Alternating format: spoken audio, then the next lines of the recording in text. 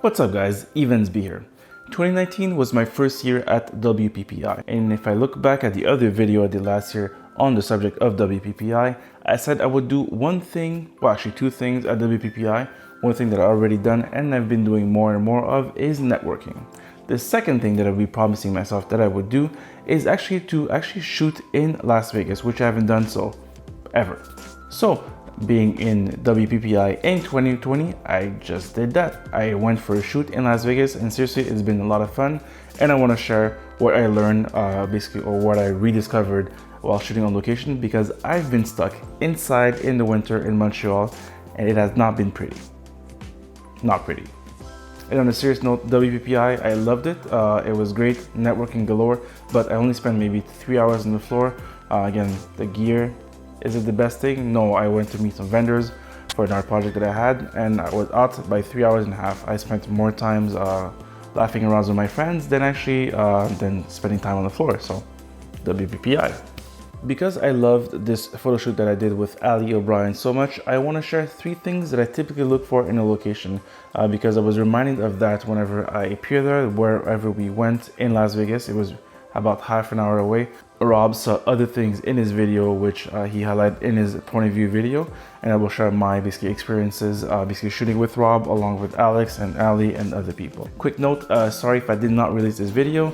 I was actually in Mexico with my family trying to get a tan. Yes, I tan. Get a tan, I'm already black, rich, I'm already there. So before I give you the 3 things I look for in a location, I just want to share with you the context of this photo shoot. I scoured the internet, I found ALY O'Brien. She was really awesome. We booked each other at the time, and then when I went head to Vegas, she chose a location and we dropped there by Uber. So Rob, Alex, and I packed our gear, which consisted in this shoot of a bunch of A7Rs, either 3, 4, or A7 IIIs for video, photos, and all that fun stuff. For lighting, what we had is one Godox 8400, and with the proprietary softbox for the 8400, this one is a 34-inch. I actually really love it. I'm very interested in buying it because of the low profile. It's super easy to transport. But again, Rob, I think will be releasing a video very soon on it, so I'll let him talk about it. That's mainly his forte. For my part, I've been running for the last few months with only 2 lenses and a couple of cameras. 2 7R3s, that one is a main and one is a backup, and one Sony FE 85mm 1.8, which I absolutely love. It is sharp, it is fast, it is accurate, it is everything you wish for in a portrait lens, like the 85mm. And the second lens I've been running with was and is the 35mm 1.4 from Samyang.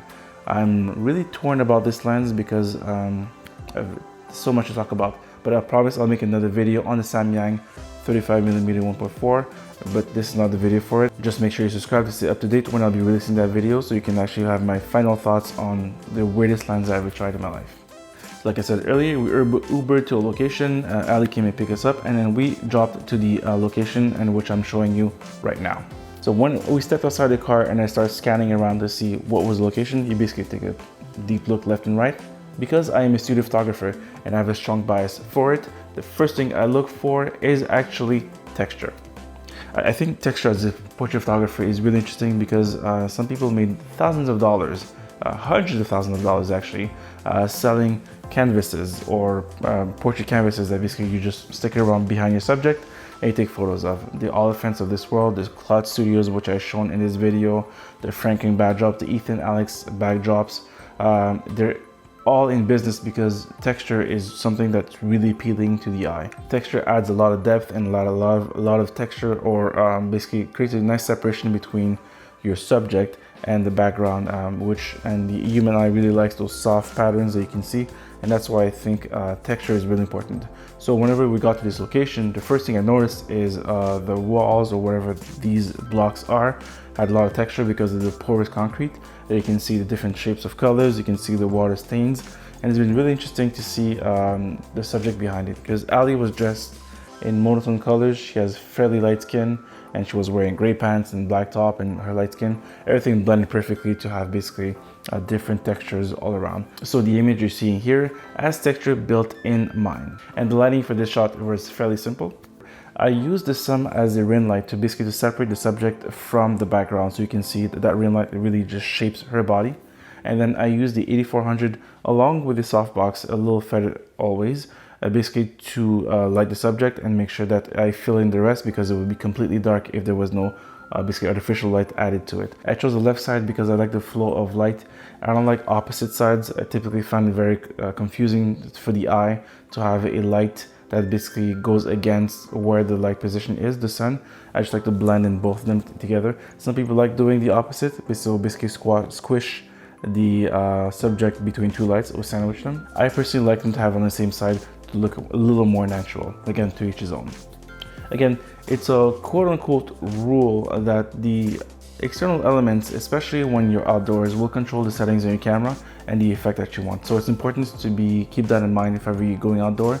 Again, I exposed for the rim and then I added my light after I basically decided that this was the look I was going for. So important to keep in mind whenever you're shooting outdoors. But if you're curious about the settings of this photo, here they are. So the second thing I look for whenever I'm creating images is a repeating patterns. Repeating patterns are objects or sequences that happen either on the foreground or background of an image more than twice, so basically 3 times or more.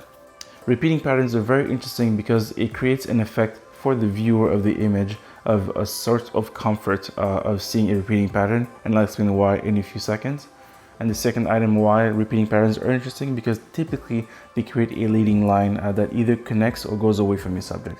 So it's easy to guide the eye of the person using repeating patterns because they typically follow a sequence or a rhythm. Is because the comfort of knowing that a human brain can comprehend that an object appears more than 3 times in a small sequence is actually comforting, because you can predict danger this way. So if you see 1, 2, and 3 crocodiles, well, don't swim in that water. But if you see 1, 2, and 3 animals you can hunt, you can pretty much guess that there's a lot more of these, or maybe more of these in area. So I guess our evolutionary brain thought that seeing things more than twice or 3 times was actually very interesting and increased our survival bias. So all cheers to that. So again, taking advantage of repeating patterns can be critical to improve your portfolio, especially if you're outdoors that shows control of the environment, or indoors if you can create a set that has more than one item in the background. And I'm going to share with you a little secret. This is why I wear V-necks all the time. Except in this video I decided not to. So this image here was created with a repeating pattern in mind. Again, the lighting in this image is pretty straightforward. The background was exposed with the desired aperture, and I placed the light using a light stand to light the subject. If you can see from the actual shot, it's fairly close to ALY. So basically, if you look at the straight out of camera shot right here, you can see the leg of the tripod basically on the corner left. But if you're curious about the settings, here they are. The third item I look for whenever I'm on location, and it's such a strict composition rule, so please don't get at me because it's not kosher per se, but it's really useful basically if ever you go outdoors, and it is the sun's position. Again, I made another video on natural light, and I said in that video that sun position is really important, especially for a natural light photographer, because it could either impede or extend your shoot and create effects on the environment that you might not foresee. So having the sunset in the right direction can really help create something that I really love, which is sun flares. Sun flares to me add so much depth to an image. It's magical, it looks warm, it looks great, and it basically adds a lot of depth to an image that you wouldn't get before. Again, this particular shot is not my strongest in composition because Rob already took the idea of having the V-shaped light while he was scouting while I was doing the previous shot. So I let him have this one, and I had to think quick on my feet and with my 85mm, and this is what I decided to create. And now let's try to blend all these 3 principles, or all these 3 things that I look for, into one image. Just to go over what we just said, the 3 things I look for is texture, repeating patterns, and sun position. And because this shot was a wet and go shot, I basically had Rob light the subject, and basically when I was done exposing, I basically took another plate and in post remove Rob and the light and whatever else I didn't want to see in that shot. So I hope this little behind the scenes was useful to you. Again, just want to recover what we saw. We just talked about texture being one of the things I look for whenever I'm on location. The second item is our repeating patterns, or things you see more than 3 times in a location. And the third one is the sun position, especially if you're outdoors. And I really want to thank Ali for this shoot. She was really amazing, and I highly recommend, if ever you are a photographer watching this, if ever you're in Vegas, you can book her for your next photo shoot. She's really, really fun to work with. Secondly, I want to thank Alex for the sweet behind the scenes. I think I'm actually going to go to Michigan, kidnap Alex, bring him over here so he can help me with my shoots instead of Rob. He doesn't deserve it. We all know it. And lastly, I want to thank my brother from another mother, Rob Hall. Rob Hall, you probably know him, the Godox guy. Everyone knows who Rob Hall is, as basically also recorded his point of view on the subject of this video. So if you want to see what he created using the same conditions that I had, check out his channel. If you actually learned something from watching this video, I would recommend to you basically staying subscribed to be notified of the next release of videos. And if you're curious about my review of the Samyang 35mm 1.4, stay tuned because this is coming again very, very soon. And again, as always, I will be wishing you a happy shooting in the future. And as always, cheers. Good luck.